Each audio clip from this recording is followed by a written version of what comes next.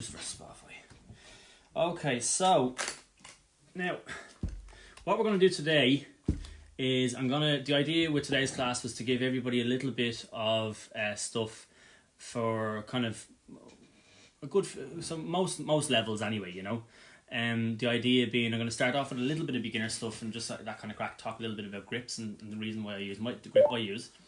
And excuse me, then I'm going to move on to do some stuff that's a little bit more intermediate and push on then. I'm going to touch a little bit on, single-ended triplets as well, and an awful lot of people come to me looking for single-ended triplets and how to start off with that. So I'm going to give you the start of that too.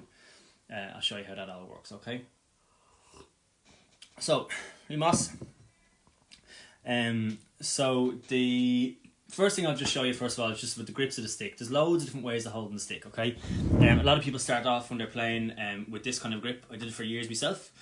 One thing you have to be really, really careful of when you're playing bodhrán is that you do not bend your wrist. If you bend your wrist, it's going to be really, really bad for you later on, okay?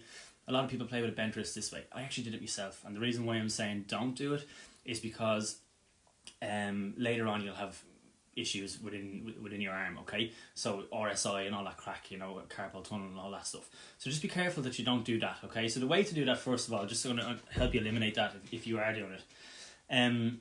If you're holding the stick this way, what a lot of people do is they're holding it, I'll show you from this side, they're holding it actually on the web of their hand.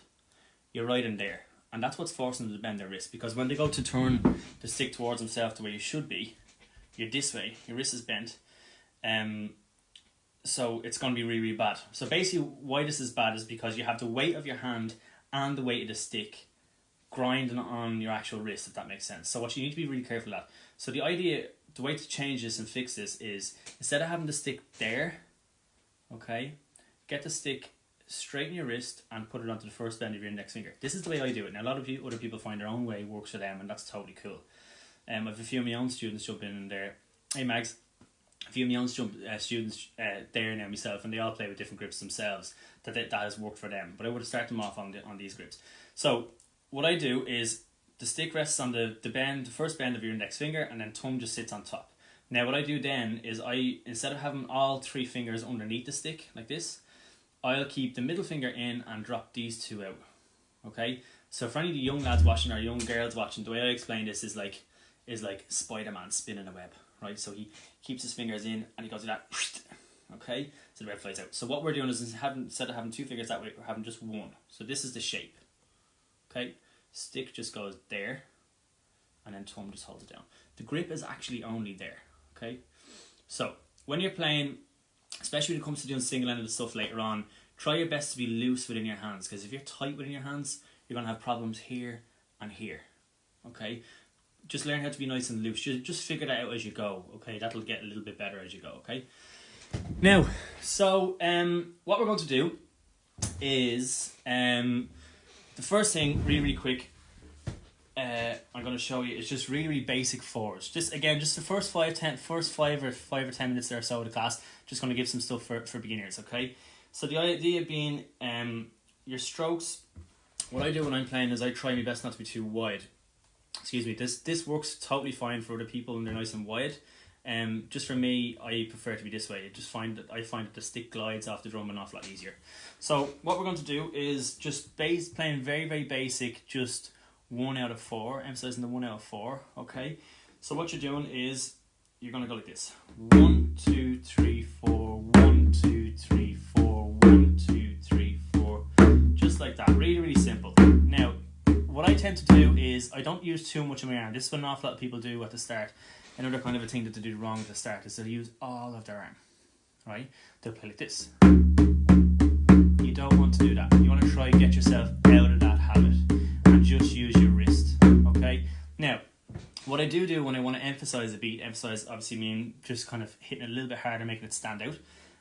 What I do is I'll use a little bit of my arm for the beat that I want to make stand out. So I'll go 1, 2, 3, 4, 1, 2, 3, 4, 2, 3, just that way. Okay, really, really simple. And that gives you that extra little bit of power, okay? And then you can bring it up in speed. Now you can see that, like, I'm not doing too much, there's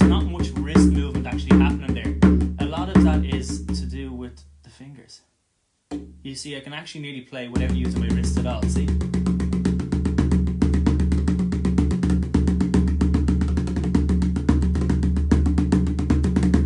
Okay, so it's basically a joint effort from your fingers and your wrist which gives you the power. So the way I explain this, another way I explain it to people is if you imagine like a football player throwing a football from the side of the field. If you're throwing the ball and your legs are dead straight and your body's dead straight and you throw the ball, it's only going to go so far. But if you bend your knees and throw it, it's going to go twice the distance. So you're bringing the power up from the bottom. So it's kind of similar to that kind of an idea when you're trying to get an emphasized beat. You've got power from the arm, power from the wrist, and power from the fingers as well. So all three of those makes it much easier. Okay, that's the first thing. The second thing I want you to do is we're going to try a second rhythm, really simple. This is one I use an awful lot when I'm playing along with trad music, okay? We're going to play 4 beats again, but we're going to emphasize the third beat rather than the first one. So basically what's happening is you're going to move right forward, so your hand is actually in front of the drum, okay? And you're going to aim for the tape of your drum, or if you don't have tape in the drum, just as close as you can get to the edge of the drum, right before it, okay? And we're going to strike right there. Okay, so I'm a lefty, right? So for me, 12 is here, 6 is here, 9 is here, and 3 is here. Okay, so I am aiming at about 10 o'clock or 11 o'clock, somewhere that general direction, okay? So it's going like this, right? 1, 2 is in the center, that's easy. Then you're going to move forward, strike 3 there, and hit that nice and hard, come back for 4 in the center. Okay, now I know a lot of other people, a lot of my other friends and stuff that play barons professionally, they'll play the opposite way. They'll go 1, 2, 3, 4. Sorry, 1, 2, 3, 4, 1, 2, 3. They'll do it that way.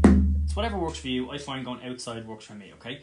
So like this. 1, 2, move forward, 3, and 4. 1, 2, 3, 4, 1, 2, 3, 4, 1, 2, 3, 4. And the reason I'm doing that is because I'm not using this hand. I'm looking for the natural tones that are in the drum. So basically, if you hit the center of your drum, you'll actually hear it there yourselves if you do it yourselves. Have a lovely bassy sound. That's because the whole skin is vibrating. Okay? The more you move to the edge, the higher the pitch will be. Okay? So we're using that extra kind of sound as a natural emphasis, a natural second voicing to make that beat jump out. So it means you don't have to actually use as much power to hit the drum to make the third beat jump out. You can just hit it out there and it already sounds different. So naturally it's going to stand out, you know? So 1, 2. Does that make sense? 2, 3, 4. 1, 2, 3, 4. So again, no hand in the back. It's just natural.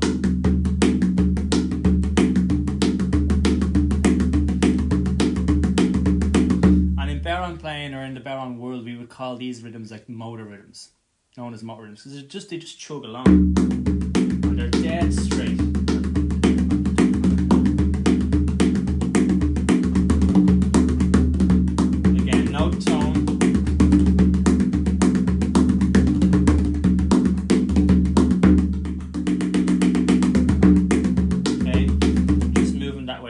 So a little exercise that I could give you really quick would be to do 8 times round of the first rhythm and then 8 times round of the second rhythm. Okay, so that's 8 emphasizing 1, 8 emphasizing the 3. Then you do 4 emphasizing the 1, 4 emphasizing the 3, 2 emphasizing the 1, 2 on the 3, and then 1 and 1. So it's 8, 8, 4, 4, 2, 2, 1, 1, right? So I'm just going to show you what I mean. So you get this, right? 1, 2, 3, 4, 1, 2, 3, 4. Sorry, I'll count that again. So 1, 2, 3, 4, all in the center. 6, 7, change. 1, 2, good see you, Kyle. 3, 4, 5, 6, 7, change. Back to 1, 1. We're on the 4s now. 2, 3, 4, and 1, 2, 3, 4, and 1, 2.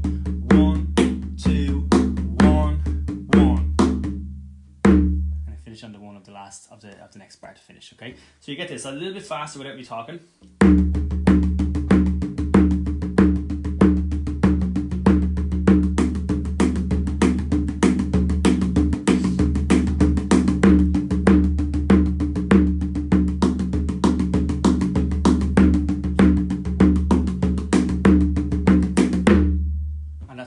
basically the way the exercise works. So that will help you move in between your rhythms. Now I'm going to play a little bit of music here really, really quick and just show you how they work along with trad. I'm just going to keep it really, really simple. I'm not going to play out in too mad. I'm just going to try to stick on those two rhythms as much as I can. So what I'm going to do is for the A part of the tune, I'm going to stick on just the ones, just emphasizing the ones. In the drumming world, I suppose in the drum kit world, they would call this 4 to the floor. It's known as 4 to the floor. They would count it differently though as well. They would go 1 and 2 and 3 and 4 and 1 and 2 and 3 and 4. I just count it slightly differently. That's just the way I do it, right? For the B part of the tune, we're going to go out to the front. Lee Bowen, go on, tell it. Whoa! Going out to the third beat. Okay, so that's for the B part of the tune. Now, so I'm going to give just something nice and straight a go here.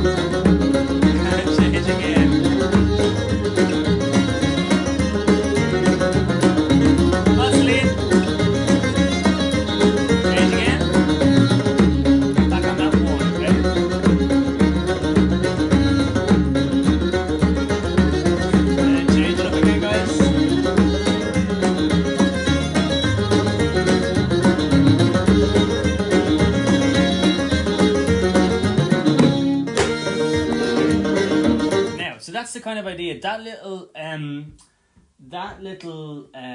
change within the rhythm, and all I'm doing is I'm doing the same thing, just emphasizing slightly different numbers. It's a completely different feel.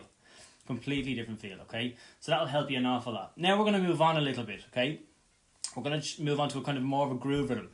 I'm going to explain it slightly differently in numbers. So instead of doing 1 2 3 4 1 2 3 4 or 1 2 3 4 1 2 3 4, we're going to count it in groups of 8s. Okay, so what we're going to do is we're going to play 1 2 3 4 5 6 7 8. 8 being an upbeat. Okay, 1 2 3 4 5 6 7 8. Okay, now what's going to happen is number 1. This is for the people that are slightly ahead now. Okay, just by a little bit. But if you feel you can get onto the rhythm itself, then happy days. Okay, so what we're going to do is number 1 is going to be a bass beat. That's where you take your hand off the drum, and then we're going to do number 5, the 5th beat, as a pop. What we call a pop in barrel playing. Again, just for any beginners that aren't sure. So everybody else will know what I'm talking about. So if you can see my hand, from this side. I'm sure you can. You can, right? You can see the shadow of my hand here, right? What we're going to do is hand comes off for the first one, okay, and then move your hand on, right, Niels? And then move your hand on. You're going to aim inside this little triangle. So when you put pressure on the drum, now I'm going to show you a few ways of doing this, right? But when you put pressure on the drum, that's going to isolate this piece of the skin. Don't forget you can work in the black part there too, okay? That's going to isolate this piece of the skin, and it's going to change the sound of the beat. It's going to change the sound of the voicing. So the less of the skin you use, the higher the pitch is going to be. Watch. Okay? So that's basically what's happening. So we're going to isolate this part of the skin to give that a kind of a higher slap or pop. It's known as a pop. Okay? So what we're going to do is we are going to do one as a bass where your hand is off. I'm going to do the rest of the rhythm. Everything else that's not emphasized as my hand is kind of flat on the drum. So it goes 1, 2, 3, 4, 5, 6, 7, 8. 1, 2, 3, 4, 5, 6, 7, 8. 1, 2, 3, 4, 5, 6, 7, 8. 1, 2, 3, 4, 5, 6, 7, 8. We're going to get this kind of a vibe, right? Now another way of doing this, if you wanted, would be to move your hand within the rhythm as well. So it'll give you more of a scale. It'll go, I kind of explain to my own students, like going up a mountain and down a mountain. So do do do do da da da da, the pop being the peak of the mountain. Do do do do da da da da, do do do do da da da da, do do do do da da da da, do do do do da, and you get this sound.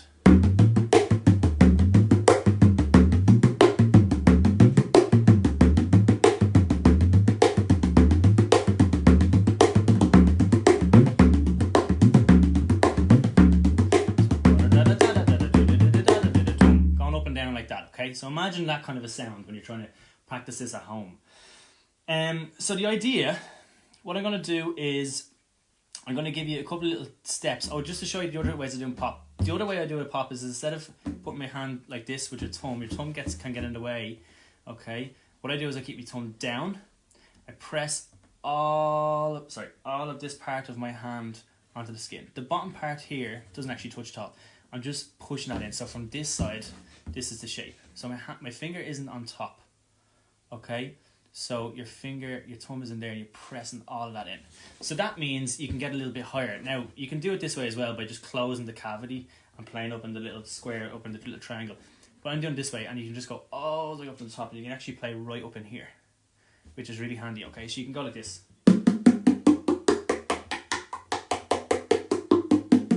Okay, so you can get really, really high pops by doing that. You can start off with this one. Okay, this is the first one. And then you could change it to my one. Same sound, but if I move to the pop zone up higher, I mean, you get a way kind of a crisper kind of a pop.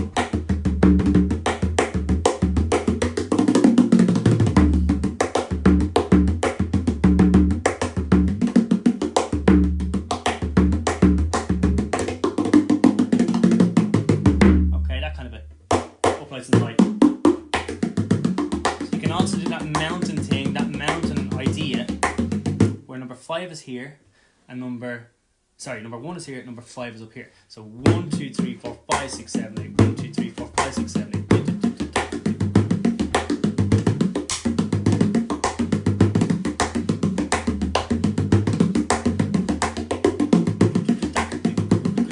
8. Okay, so you could practice that. You could do let's say 2 of the first one, which is going underneath your hand. Change.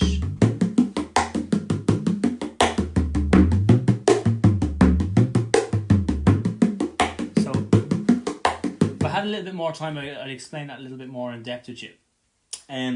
But basically what's happening is, the way I explain that to everybody is like, imagine like 2 octaves, as if you're playing melody in a way. It's just easy to remember, right? So your first octave being so I'm playing all underneath my hand. I'm striking the drum here, all underneath my hand, until I get to that 5th beat where I want to pop, and then get back underneath my hand again. So it basically gives you all low tones, more or less, apart from the pop.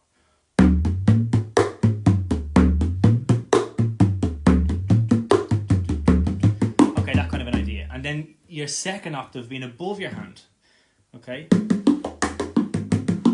Now, where people fall down with this is Another little tip, right? Where people fall down with this is they play, when they play above their hand for the second octave, they play above and below. They're actually getting two different tones because you're hitting above your hand and below your hand. So when you're playing above your hand, the best way to do it is go out and in rather than down and up. Down and up is okay for below your hand. But when you go up into this small little space, you've got to play out and in to make sure that you land all those beats up above your hand. Now, this is going to sound absolutely ridiculous to you, right? And whenever I show the kids this in the school, they all go mental laughing, right? It's gas. But basically, you can train yourself to play in really, really small little areas by hitting smaller targets, okay? By practicing on smaller targets. So, I grab my phone, right? And I do this in the class, and I don't, because the screen is on that side, but I don't show them that, right? It's just a black case, right? So I'll do this and I'll start whacking the phone. And then they start going mad. They're like, you're going to break our phone, you're going to break our phone. I'm like, I'm not. So basically all it is just the case, right? But playing on that small little space and trying to land all of the beats in a small area is good. Now obviously you don't have to use your phone, because you could actually break your phone if you're using it kind of a stick, right? Here's a plug, right? Use on the back of a plug. You know what I mean? Just smaller targets.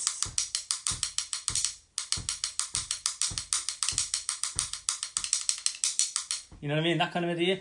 It helps you when you get up into the really, really small spaces above your hand. It just means after a while, by practicing on small targets, you'll never miss. You'll find it hard to miss, actually, which is great. So it's just like a, how do I say, like a kind of a coordination thing, you know?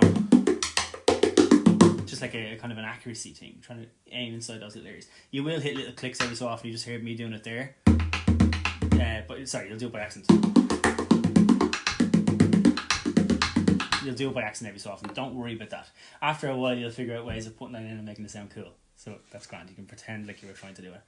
Right, okay. So next thing we're going to do now, we're going to add on to that.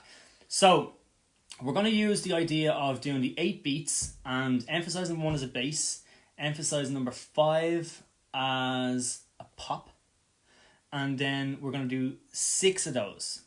Now, the fill that we're going to do is quite a difficult thing. So before I show you the fill, I'm going to show you how to do the triplets. Mossy, if you're still watching the I can see you messer. This is actually what I wanted to show you a while ago. So what we're going to do is really, really simple. There's loads of different ways of doing single-ended triplets, guys. A million different ways of doing them. And single-ended ornamentation at all different types of ornaments. 5-stroke rolls, 9-stroke rolls, 7-stroke rolls. You'll be here forever, right? But the reason why we need to do them in different ways is because wherever you are within the bar, wherever you are within the music, you're going to have to attack it from a different way depending on what sticking you're actually playing at the time. Okay, so this is why whenever I'm teaching my own students, I'm always trying to show them all the different ways of going about single-ended triplets that I can think of. So then I get them proficient in that, and then they can then use them, they can become fluent. Basically what we're aiming for, and anytime we're trying to play music is like learning a language. You're trying to become fluent. Trying to learn all of the language, all of the different kinds of sentences, and how you mix sentences around, mix words together to make different sentences, to be able to speak the language, to be able to speak what you have in your head. That's exactly the way it is with music. So when you think about anybody that's learning melody, they're learning all the different types of roles they can do along with the tune. Then when they go in to play the tune, they're totally fluent in what they want to do, and they can say it any way they want. They can say the tune any way they want. They can just put the roles in different areas, and that's where when you get to that point and you can play all the different kinds of roles, and it will take a while. It depends on how much you can practice. The more of these roles you can learn, the more crack you can have with other people in a session or like a jam session or wherever you might be. That's where musical communication starts to come into it. That's where when you get up to such a level that you can do all these different roles wherever you want. You're more or less fluent. You can then start doing them, and then other melody players start throwing them back at you, and that's where the crack starts. Especially with barrel playing, when it comes into playing in a session, it's great because barrel players, the way we should really be doing it is linking in with the other backers, as best we can. Other backers being piano players, harpists, and guitar players, bouzouki players, all those types of instrumentalists. So when you link in with those and you have all this fluency within your playing and all the different types of rhythms that you can do and approaching them from all different ways, you can then have the crack and then you can start bouncing off each other and make the music, jump the music up a little bit. Because as well as within trad music, as well as the melody needing to be tight and needing to be together and in time and all that, if the backing is actually the same, you have this bass line of really, really cool kind of rhythm and this bass line of really just a good strength and so everybody's together, you'll actually feel the energy of the session completely rise. Even if there's only two backers, if they're together, it's amazing. You know, there's lots of backers, lots of great duets when it comes to let's look at John Joe and Ed Boyd, like typical example of that. They're so tight together, and it really they're like the second half of the music. There's like the backing and then there's like the melody, and when they're played together they come up together. It's great. So basically what we're trying to do is just get fluency. So I'm going to stop talking about that for a second, right? So what I want to show you is this kind of a triplet. This is the one that's used mostly within barrow playing, okay, for single-ended. So it's a good one because it helps you be able to play on the beat. So your triplet go on the beat, on the 1 or the 3, let's say. Right, so basically what we're going to do is really, really simple exercise. It's going to go 1, 2, 3, 4, down, up, tap, 3, 4. Now that down, up, tap part is your actual triplet. Da-da-da-da-da, down, up, tap, 3, 4. 1, 2, 3, 4, down, up, tap, 3, 4. 1, 2, 3, 4, down, up, tap, 3, 4. So slowly, it's just going 1, 2, 3, 4, down, up, tap. Just to show you a tap really quick if you're not sure, right? Stick is pointing at yourself. You're going to hit the drum like this, and then it should finish pointing at yourself. So if you hit it and it finishes pointing down towards your belt or your legs or lower than where my hand is now, that's a downbeat. It needs to be a tap. So we need this to be a tap for this triplet, okay? So down, up, tap, 3, 4. So 1, 2, 3, 4, down, up, tap, 3, 4. 1, 2, 3, 4, down, up, tap, 3, 4. It's really important that you get the speed of the triplet right for the speed of the rhythm. Okay, because if the speed of the triplet is too fast for the rhythm, it just doesn't sound good. If it's too slow for the rhythm, it sounds awful. It's even worse. And then it'll actually what that'll do is it'll pull you back in your time. So I'm gonna play this a little bit now, really, really slow, and I want you guys to play along with me, and then I'm gonna bring it up in speed a little bit, and then we'll see if we can keep up, see how far you can go, right? Another thing I'll just say to you really quick is metronome work is really, really good. Do you know what? Let's go mad. We'll use the metronome, right?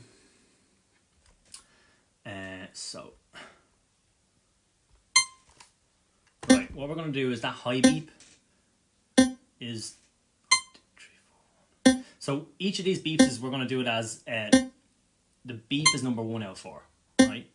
Let me just think now. Let me just do a little bit. Yeah. Okay, so we're on 76. So I'm on 64 here, right? So we're going to go like this, right? So 1, 2, 3, 4, down, up, tap, 3, 4. That's a bit fast. Bring it down to 50. 1, 2, 3, 4, down, up, tap, 3, 4. 1, 2, 3, 4, down, up, tap, 3, 4. 1, 2, 3, 4, down, up, tap, 3, 4. 1, 2, 3, 4. A bit slower. Let's do 45. Just to start you off. Okay? So see if you can get your head around it, right? So 1, 2, 3, 4, down, up, tap, 3, 4. 1, 2, 3, 4, down, up, tap, 3, 4. 1, 2, 3, 4, down, up, tap, 3, 4. 1, 2, 3, 4, down, up, tap, 3, 4. 3, 4, down, up, tap, 3, 4. 1, 2, 3, 4, down, up, tap, 3, 4. 1, 2, 3, 4, down, up, tap, 3, 4. 1, 2, 3, 4.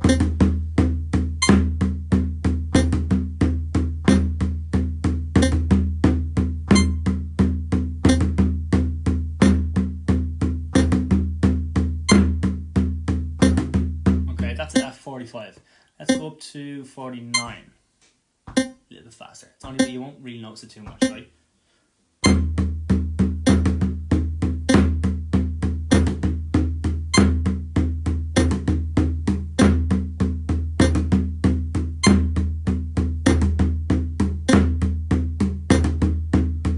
Okay, just for anybody that's only just logging in, we're just working on single-ended triplets. The exercise is 1, 2, 3, 4, down, up, tap, 3, 4. We're trying it on 49 BPM at the moment, okay? Each beep is number 1 out of 4. So, 1, 2,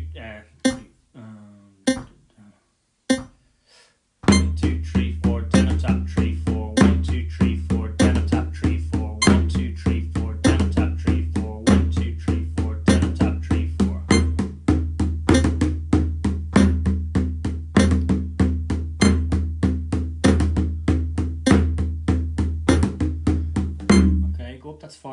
go up to 54, right? 1, 2, 3, 4, down up top, 3, 4, 1, 2, 3, 4, down up top, 3, 4, 1, 2, 3, 4, down up top, 3, 4.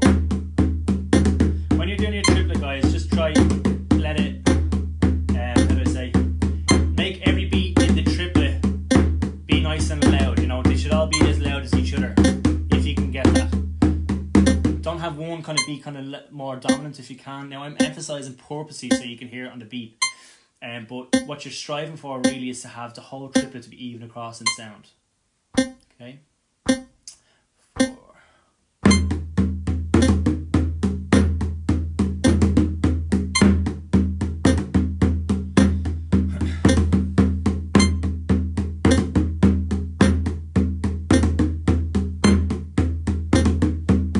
Okay, let's jump up to 60 now.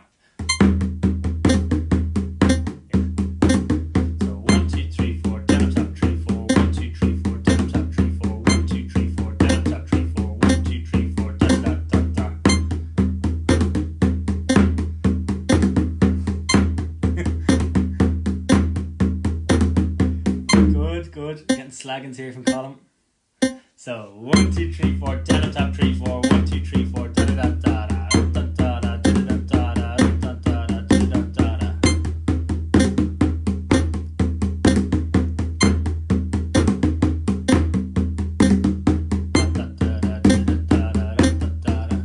Now, when you're doing this as well, guys, so when you jump up in speed, this is where it can get a little bit dangerous, right? Just gonna say it. And why I say that is because you can lose your technique when you're trying to keep up with the speed of something. You start forgetting about posture. You start forgetting about the straightness of your wrist, the looseness of your fingers, especially the looseness of your fingers. When you speed up, you'll subconsciously start to squeeze a little bit on your thumb to try hold the stick and stop it from falling out of your hands. It's kind of a natural thing, but be careful of that. And the reason why I say be careful of that is because then you start getting pains in that muscle. Okay, so what you need to do is this is why practice and metronome work itself is actually really, really important, because you learn how to play fast with how do I say, which is kind of relaxed, with a relaxed body. I always try to explain to everybody that the more anything that you're playing, always try to learn how to do it with a relaxed body. Even like I'm playing 18 years now or something. Even when I'm learning something new now, I'll start it off really, really slow. I'll start it off beginner slow. And that's totally cool, because what I'm doing is I'm training my body to learn how to do this specific movement quite with ease, and I'm not straining to do it. So you don't want to learn a movement and try to do the movements like really, really fast straight away, because you'll wreck yourself. And then the other thing that kicks in there is muscle memory. So what are you saying in muscle Mossy's asking there, do you need a longer stick to be able to do this? It actually quite helps, and the reason why it helps is if you have a longer stick, you don't actually have to arc as much. You don't actually have to turn your wrist as much. Do you know what I mean? And then the weight of the stick actually does an awful lot of work for you. I think that's partly the reason why Rowan and like a good pal Rowan O'Snuddick, pal Rowan O'Snuddick plays in Keela, and Rowan is brilliant. He uses big long fiddle bows. They're about this length, big long sticks. And you'll notice that whenever Rowan's playing, he's not using, there's barely any turn, but the stick is actually so long that it's doing big strokes. So that is a good question, Moss. So sometimes it is good, but I find them a little bit heavy for me. That's just me, you know. So so that's basically what I'm saying. Just try anything you're trying to do is just do it nice and slowly and take your time in it, okay? So here we are at 64. We're going to bring it up to 70 now, right? 1, 2, 3, 4, down up top, 3, 4. 1, 2, 3, 4, down up top, 3, 4. You'll notice that my hand is really, really, really relaxed there, right?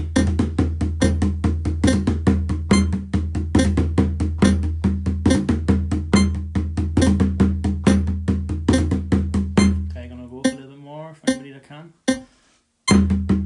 75, okay.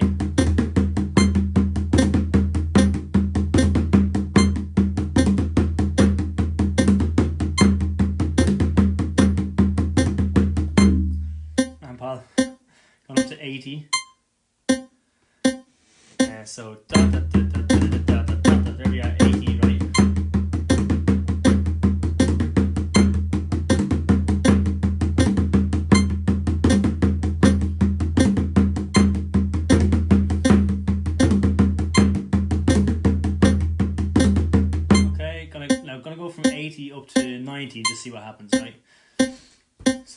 digga-daga, digga-daga, digga-daga, digga-daga, digga-daga, digga-daga.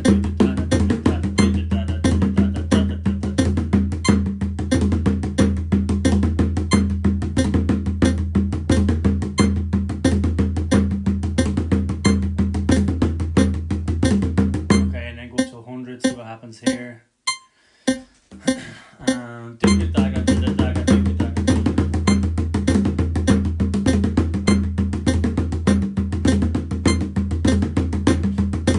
1, 2, 3, 4. 1, 2, 3, 4, 3, 4, 1, 2, 3, 4, 1, 2, 3, 4, right?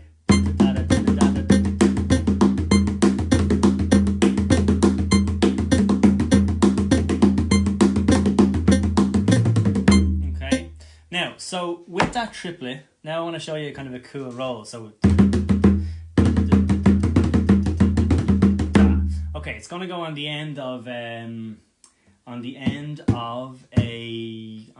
rhythm. The rhythm that we were doing earlier on, which is we were doing groups of 8. So 1, 2, 3, 4, 5, 6, 7, 8. 1, 2, 3, 4, 5, 6, 7, 8. If you remember that, right? Now all I'm doing, I'm not doing up the mountain, down the mountain thing. I'm just going bass and pop, just for now, just for handiness sake, right? Okay, so what we're going to do is we're going to do 6 of these. 5, 6, and then we're going to do the fill. So the fill is what I want to show you now. So the fill is spaced out over 2 bars, over 2 groups of 8, okay? So what we're going to do is we're going to use that triplet that I just showed you now, but in slightly different places within the line. So I want you to imagine the 2 groups of 8 as one big line of 16. And we're not going to say 16 beats because it's a bit of a head wrecker. We're actually going to change from saying 8s back down to 4s, just for this little bit, because it's easier to say it in chunks, right? So in smaller chunks together like this. So basically, this is what we're going to do. So it goes 1, 2, 3, 4. So let's say bass 2, 3, 4, pop 6, 7, 8, bass 2, 3, 4, pop 6, 7, 8, bass 2, 3, 4, pop 6, 7, 8, bass 2, 3, 4, pop 6, 7, 8, bass 2, 3, 4, pop 6, 7, 8, 3, 4, pop 6, 7, 8. Then the fill goes like this, right? Triplet 3, 4, 1, 2, triplet 1, 2, 3, 4, triplet 3, 4. It's a really, really weird kind of a thing to say, right? Triplet 3, 4, 1, 2, triplet 1, 2, 3, 4, triplet 3, 4. Digga-da-daga, daga, digga-da-daga, daga, digga-da-daga. Digga-da-daga, daga, digga-da-daga, daga, digga-da-daga. Right? So digga-da-da-da-da, digga-da-da-da-da, digga-da-da-da.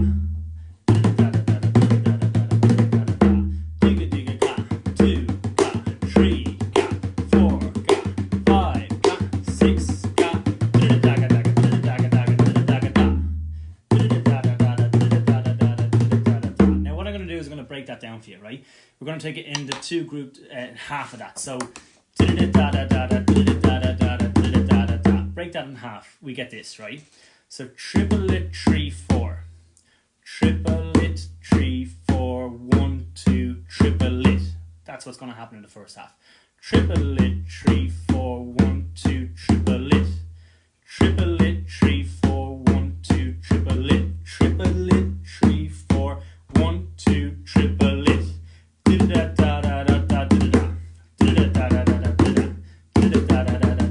Okay. The second half is a little bit easier. There's only 1 triplet, and in the second half of it. It goes 1, 2, 3, 4, triplet 3, 4. It's like what we did earlier. 1, 2, 3, 4, triplet 3, 4.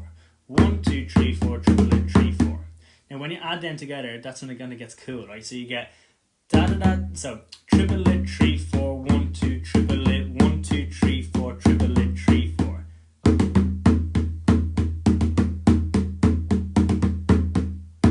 So triplet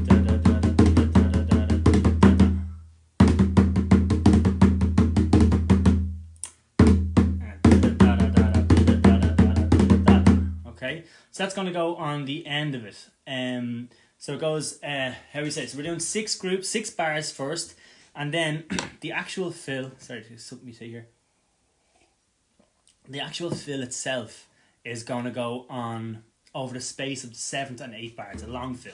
So now a lot of people when they're doing fills, they'll just do small ones.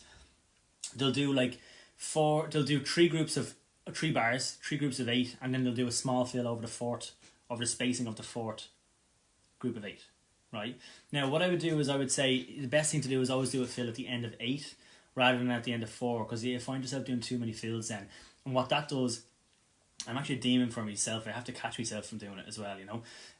But what it does is it breaks the groove. If you're doing too many fills, it breaks the groove. So if you can actually do less, it'll do much more for the music, okay? Who's that, Matthew?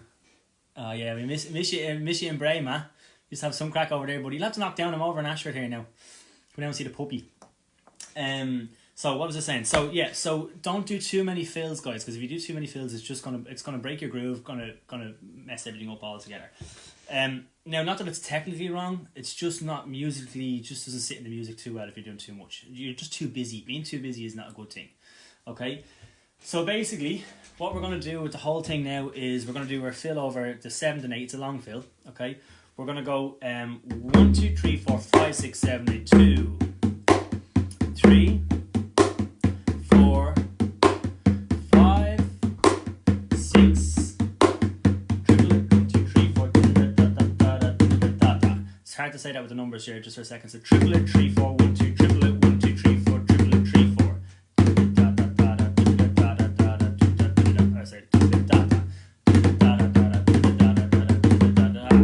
Okay, so I'm going to show you how that works with music. I'm just going to play that over and over just for a little bit and see how we get on with that, right? So let me think, who will we use? We'll use a good Talaman. We'll use Al Doherty's music if he's alright with that. Alan's a good pal of mine, so you won't mind. So Al Doc, we're going to use an album by a band called Al Doc, okay? Deadly album called From Tala to Hala, really, really cool stuff, okay? Excuse me. So, yeah,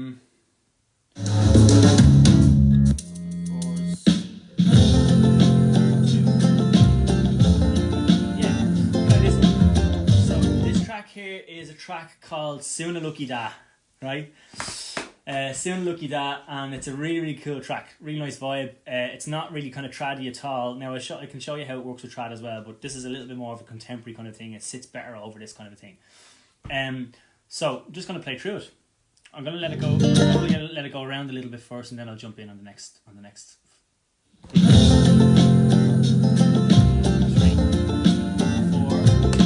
5, 7, 8. Can you get this right? So 1, 2, 3, 4, 5, 6.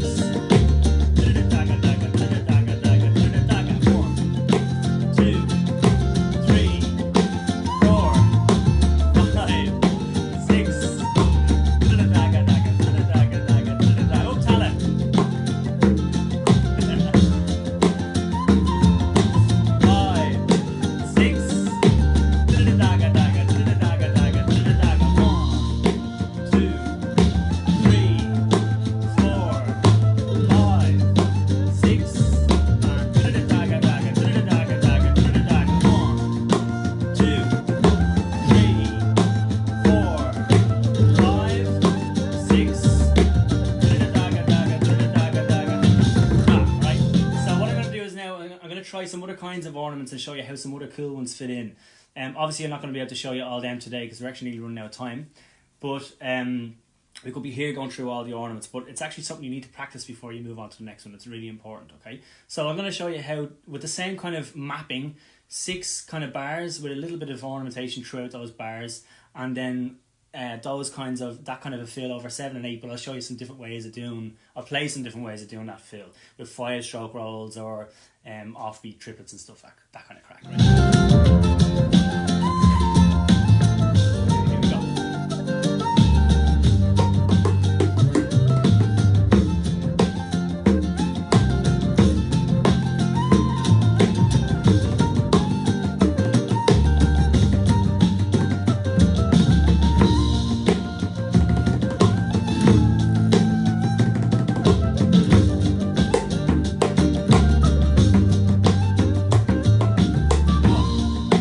Two,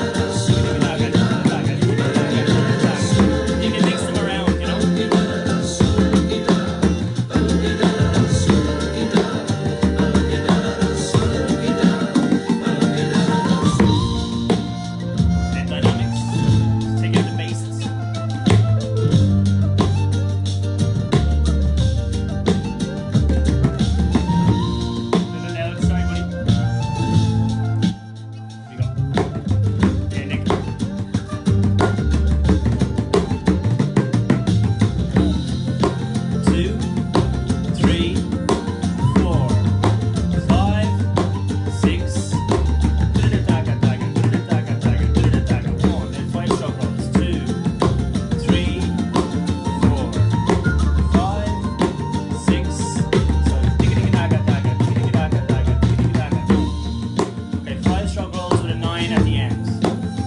Okay, show you how that looks. Just like double. There we go. So okay, so you can mix them around. You can do the triplets, and then you can do double triplets at the end. Okay, so that would look like this. So that's the way I do it. Or you could go da da da da da da, two triplets right together. Okay, so da da da da da. What we do again? So triplet 3 4 1 2 triplet 1 2 3 4 triplet triplet. If I was doing double triplets, I usually put two together like that. I'll go down up down up down up. Da da da da da da da.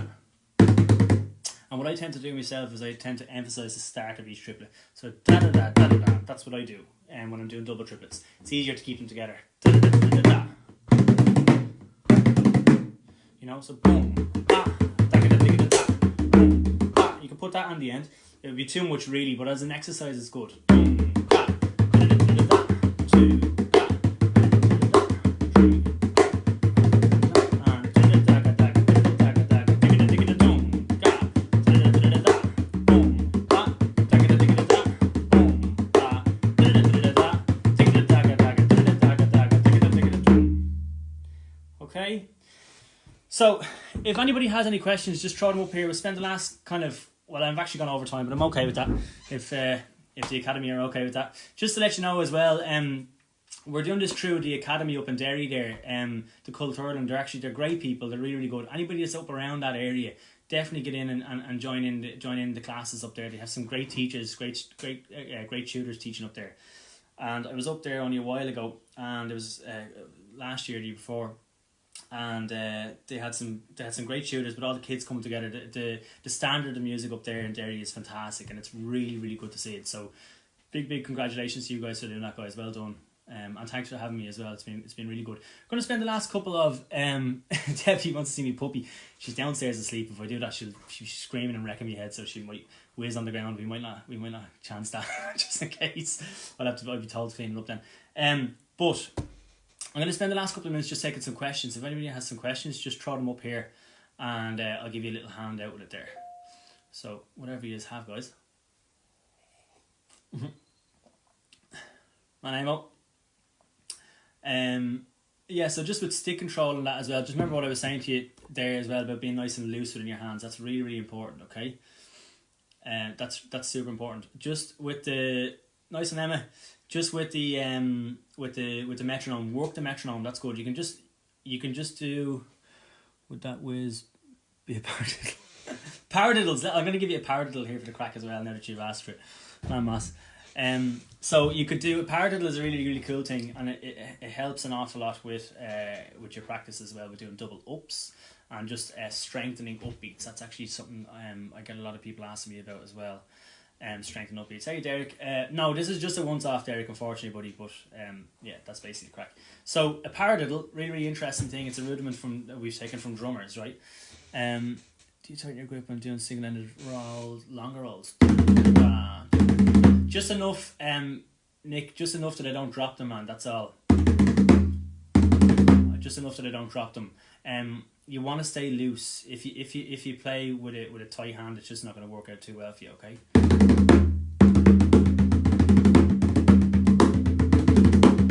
So I'm not actually squeezing, no, to answer your question, I'm not. So just with the paradiddles really quick, what we're going to do is, it's just going to go, for drummers they would go right, left, left, left, that kind of an idea, or they would go right, left, left, left, okay? You can mix it around, invert them and stuff. But the way I do them is enough to, yeah, exactly, Moss, enough to sustain the spring. Yeah, exactly. Just enough that it'll bounce. Basically what you're looking to do when you're doing single and triplets is let the stick do the work for you. You don't want to have to do too much work, because otherwise you're losing energy then and you can't play for as long as you want to. Okay, so paradiddles goes like this. You're going to do a double on diddle, right? So it's going to go paradiddle. Now what's happening here is if I was to say that in downs and ups, right? Down, up, tap, down, up, down, tap, up. So you don't really want to say down, up, down, up, I know it's easier to say that, but it's not actually what's happening. Okay? What's actually happening really there is a tap. So even when you're doing, we call them double downs, down, up, down, down, up, down, down, up stuff. But it's actually down, up, tap, down, up, tap, down, up, tap, or down, up, flat, like a flat beat. Different ways of saying them, but it's really important to note that when you're doing these, it's a tap, down, up, tap, down, up, tap, down, up, tap. Okay, be careful of that. Secondly, with the paradiddles, so you're going to bring that idea, the tap idea, into the paradiddles. Now, to do a tap on an up, basically hitting the drum and finishing pointing away again. So just that way, right? So tap, up, tap, tap, tap, tap, tap. Okay? So down, up, tap, down, up, down, tap, up is the way I do paradiddles. I'm just doing the double on diddle. So paradiddle, paradiddle. Okay? Paradiddle, paradiddle. Down, up, tap, down, tap, up, down, up, tap, down, tap, up, down, up, tap, down, tap, up, down, up, tap, down, tap, up, down, da da da da da da da. And you get this then.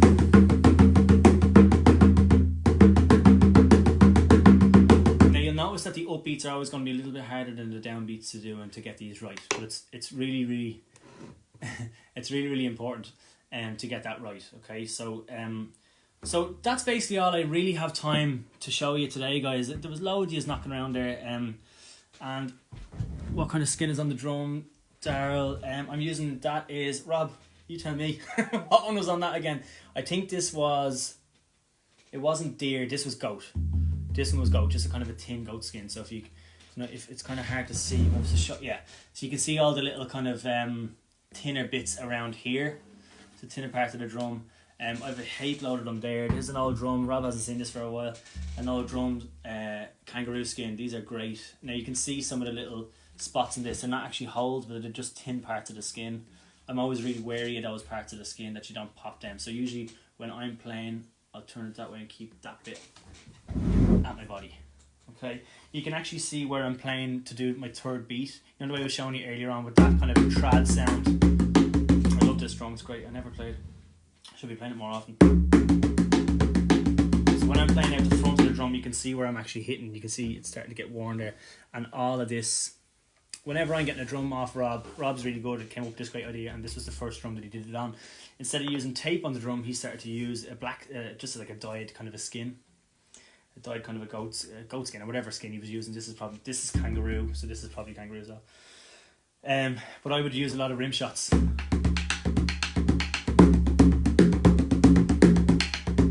Especially in solos and stuff, so I would find myself using those. Yeah, so that's basically it. I'm not going to talk too much anyway, guys. I'm going to leave it at that now.